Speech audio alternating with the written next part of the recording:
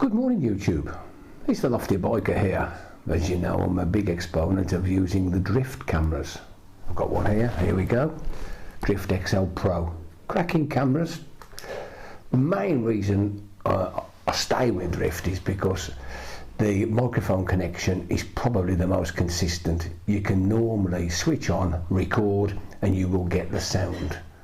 The only time I've ever lost any sound is when I've forgot to press the button. Simple as that. Unlike a lot of people with GoPros, very inconsistent, lose sound, all of a sudden stops, cameras overheat, all sorts of nonsense. Having a lot of problems. It's a shame really, because the original GoPro sort of 3, 4 and 5, which were excellent cameras, they have not addressed any of the original problems, which is connecting sound, consistency of sound, and more than anything, the overheating.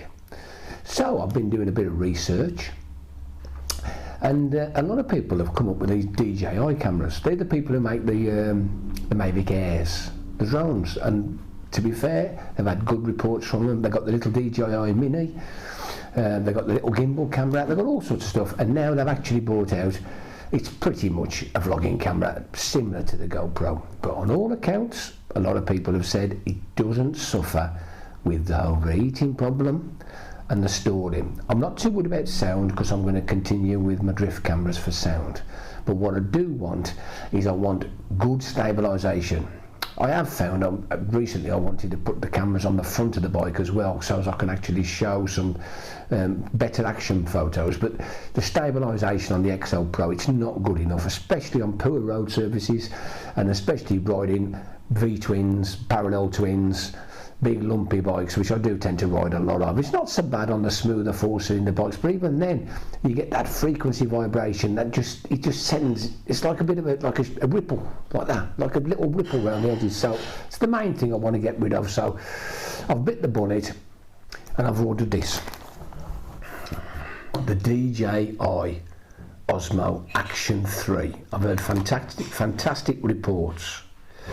I didn't buy just a camera, I bought this version. This is called the Adventure Combo. It also came with a nice little scarf about that. I did order it direct from DJI. I thought it was a UK site, to be fair, because it came up as DJI UK, but it's come from Germany. 3 days. It's arrived in 3 days. Came this morning, DHL. Let's open the box, show you what's inside. There we go. So you can see there's a few instructions on it. Mobile app, we've got a battery storage unit, camera, there's how you open the side.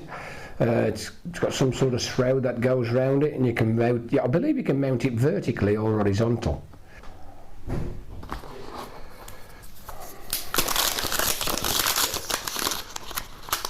Three batteries. So I believe you plug this in and it charges them with a USB-C and they're ready to go. Quite simple. Put that there.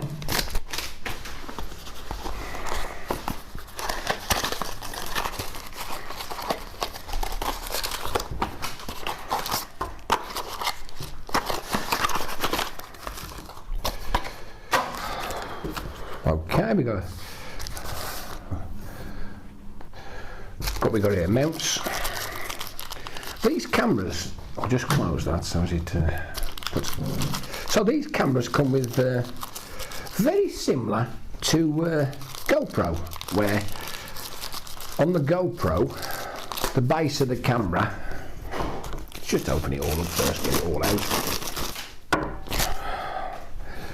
So there's the shroud it comes in, little clip, just opens up slightly. It's got a button on the side, a button on the top, and it's quite clever. This is magnetic. How about that? So I'll just press the buttons, bring it up. It's quite firm, the magnet. On all accounts, it holds it very solid. Anyway, we'll have a look at that in a sec. This is a sticker. You can stick this somewhere, just like the GoPro. Stick it through. Put the little pin through, bingo, you're away. This is the rubber protection ring. Let's get the camera itself out. So here we go.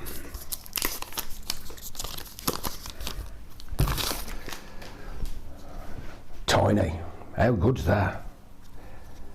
So it's got the same foot on the bottom. There you go, solid. See, this is some sort of protection plate or something, but it's got the same switches.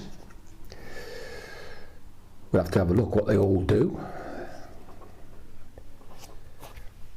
Interesting. So what I'm going to do is I'm going to charge up the camera and I'll get it going and show you. See you in a minute. The other thing I had to purchase was a micro SD card. I'll just show you on the camera there. This is the one I use mainly. I've found that they work well. They're fairly reliable. I've had very little trouble with them. It is the ScanDisk Extreme. Not sure if you can see this. It's a 64 gig card. I often use 125 gigs. I always buy V30s A2s. They're very good, very fast. Now, so the camera. What you've got here is a little side door. You push. As you can see, big compartment. There's one for the battery, and there's a little tiny flap there. So you get your SD card. In you go. Battery. In you go. Put the door back on. Not said before he goes. Simple. We'll take the protective cover off. There we go. The DJI Osmo Action 3. So, it's looking pretty good. I presume you press and hold the top. There we go. Language, English. So we're coming up. English language. I'll just read it to you. Scan the QR code to download DJI Mimo. Connect to the camera to activate. Okay, so we'll do that. I'll download the app and I'll see you in a minute.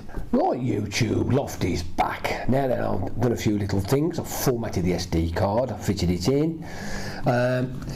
What I did was I scanned the QR code on the back of the camera and it enabled me to download the app, the DJI app. So you download the app, you register, and it enables you to connect the device, and more important than anything else, it allows you to update the firmware. So that's the first thing I did, was connected it to the telephone, and you know, as a quick look see at the interface, it's quite simple. You just press up here to connect. It connects up, no problem at all. So I'll just move my phone out of the way. So simple as anything. To record, you push on. There you go. One push record. Just push and hold and it's recording. That is actually recording now. Simple. You got one on the front screen. There's a screen on the front, and there's a much larger screen on the rear. All you do is just swipe them up and down. At the moment as I'm recording, so I'll push to stop the recording. It's pretty simple to use. I'm going to have to use it a few times to get to understand everything. That's, you know, how it works and everything. But I've got it set on horizon steady, so I shall take it out on the bike and see how we get on with it, connected up and on the front of my bike. But in general, it looks a nice sturdy little unit. As you say, you've got this little frame thing you put round it, so it's not the easy. I did see this on the telly. It's not the easiest to fit in, but it does fit in okay. Just slots in. I suppose this is in case you drop it or anything. It allows you to protect it a little bit more. Pretty simple to use. There's no shoe on it. You know, I'm surprised there's not a shoe, but you have got these connectors, so you just, oh, it works the wrong way. It's got a pole on it, of course it does. It's a magnet. So you connect it to the base, so you can have it vertical or horizontal. I shall be using it in the horizontal because I want that type of screen. I want the 16:9 format. Anyway, I'll see how we get on with this. It looks pretty good with a kit, doesn't it? So the proof's in the pudding. So I hope you've enjoyed this little bit of a video that I've knocked together for you. I'll do some footage and I'll come back to you. So this is the Lofty Biker saying ta-ra for now. Ta-ra.